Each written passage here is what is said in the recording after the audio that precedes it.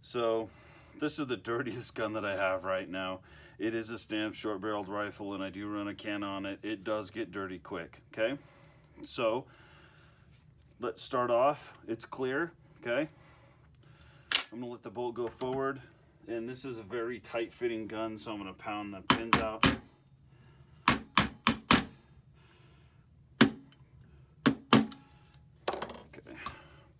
Because this has a law tactical folder on it, I have to tilt it forward and then bring this up to clear this. Other than that, disassembly is the same on pretty much every other AR. Once that's out, I'm going to pull the bolt carrier group and bolt and the charging handle. Your upper and your bolt carrier group are the lion's share of cleaning an AR. I don't clean my rifling.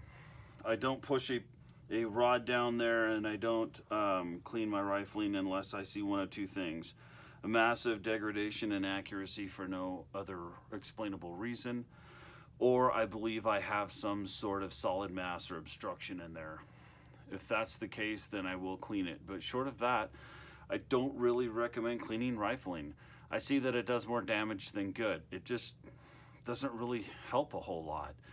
The military has a lot of institutional inertia, and part of that is training to the least common denominator. And that means if everybody's gun is cleaned meticulously all the time, you don't have failures from lack of cleaning. Well, that's great, because the military doesn't care if you're doing micro amounts of damage to your barrel and you're only getting 20,000 rounds out of it instead of 25,000 rounds. They don't care, right? Whatever. It's a barrel in, barrel out. They have hundreds of them, thousands of them. But as an actual gun owner yourself, it's probably not the best practice. And especially on long distance stainless steel guns, if you're using the wrong cleaners and you're brushing them a lot, you are destroying your barrels. Just don't do it. Anyway, enough said. So once I'm here, I'll take the bolt carrier apart. Where's my little pick? Here it is. Okay. So this is a specialized bolt carrier group. This is a bootleg, and it's adjustable for suppressed and unsuppressed. It doesn't matter. I'm not taking that apart. I'm taking the generic pieces apart up here so that you can see how it comes apart. So you pull the retaining pin. I'm going to pull this weight out the back. You won't have that weight if you don't have a law tactical folder. So I'm pulling the firing pin. I push the bolt back. I'm going to turn the cam pin, okay? And then I'm going to squeeze the cam pin out like that. I had to turn it 90 degrees to get it out to clear this one side. And then I'll pull the bolt out, okay? So this is as far as you need to disassemble it for cleaning. Once you're here, and you can see that this has been generously greased, that's what I recommend. Once you're here, take a good cleaner like Breakthrough or Impro 7, and I'm just gonna spray it down.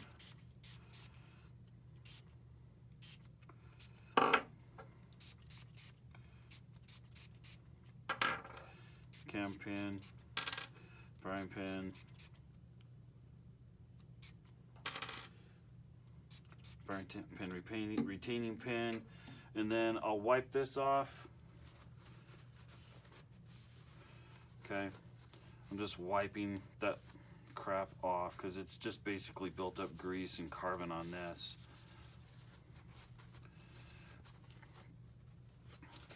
So on this, you can spray it once you've got everything kind of wiped off, and wipe it down really quick, and it's really kind of done at that point. Doesn't take a whole lot to clean your charging handle, but you definitely want to clean it. It's going to get crappy, see?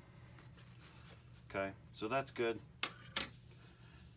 So the upper, I'm going to now spray in the upper.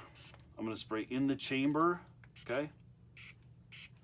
And then in the upper itself, and I'll let that sit in there for a little while.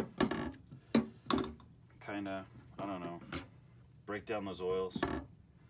I'm sure there's some cooking word that we can use for that. So plastic brush, I'm just going to go in. I'm going to rub all of the external surfaces. Okay. Clean back here.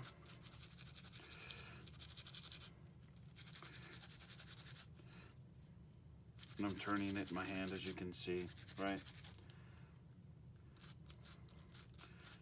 So this is the actual piston area. This is where the gas is coming through the gas key and pressing against this area. So this seals off in the back and this seals off in these rings. So that's why this area here gets so much carbon in it.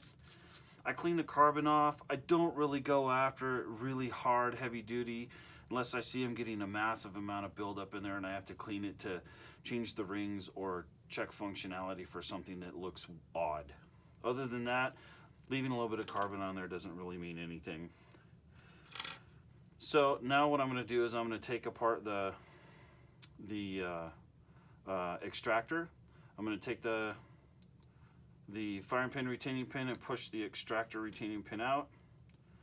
I'm pressing down with this thumb because there's spring in there, and then pulling that out, and then checking this. So this has got a 4-coil with a donut and a buffer in there, which is kind of an old system. It still works. I'll probably end up changing that after this video to a BCM 5-coil.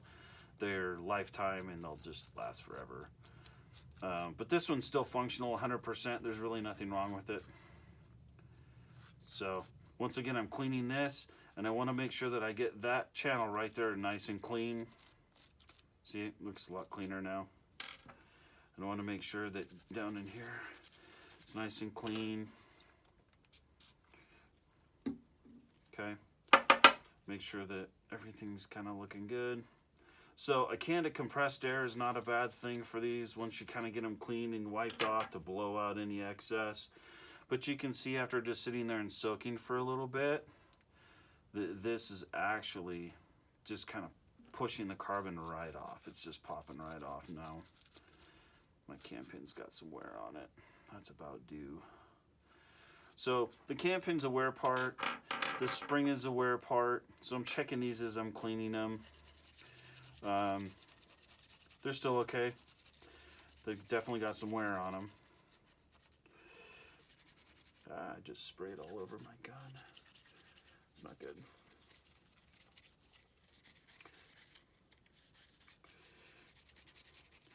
So I'm brushing this down.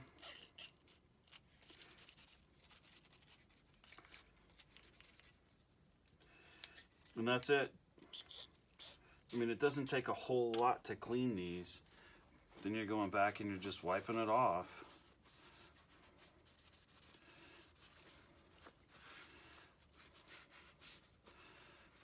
If you have a parts cleaner, a lot of guys run Simple Green in their parts cleaners, and those work just fine for this. You just got to make sure you get the water off afterwards, or it'll potentially rust some parts. So if you have compressed air, it helps blow some of that crud out sometimes.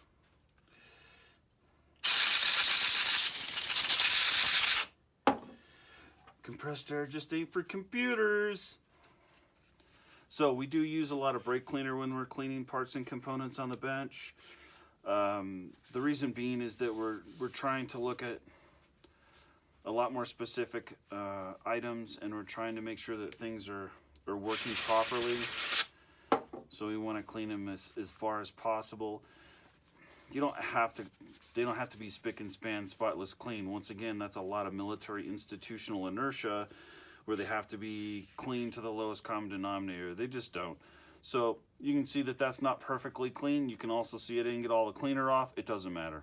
That's perfectly good right there. That'll run another 2,000-3,000 rounds before I have to concern myself with the actual dirtiness making the gun not run. Okay, we'll set that aside. Wow, I sprayed crap all over my gun. Oh no.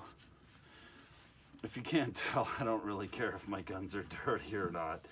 It happens. That's what that's what shooting's all about.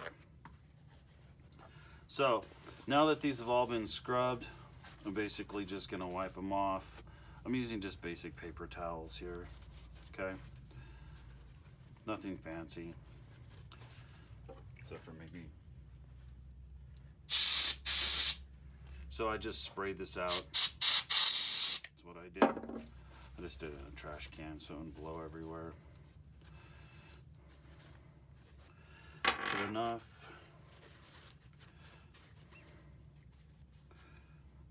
Yep.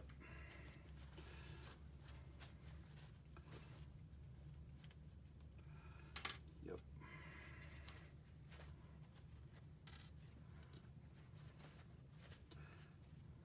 Okay, so these are all, this is it. This is as far as you really need to go to clean these. Depending upon where we're at, I'll probably pause it here and then I'll start the upper on the next video. Yep, that's clean. That one's got a lot of wear on it. That might get swapped today too. So if you look, see how much wear that's got on there? See how that line's there? I can feel it with my fingernail. This is a wear part. This probably, oh yeah, this needs to be gone, dude. So this has been pounded. So it's time for a new one. I'll swap this. And I'll swap this spring too. I might throw those on if I got time on the video.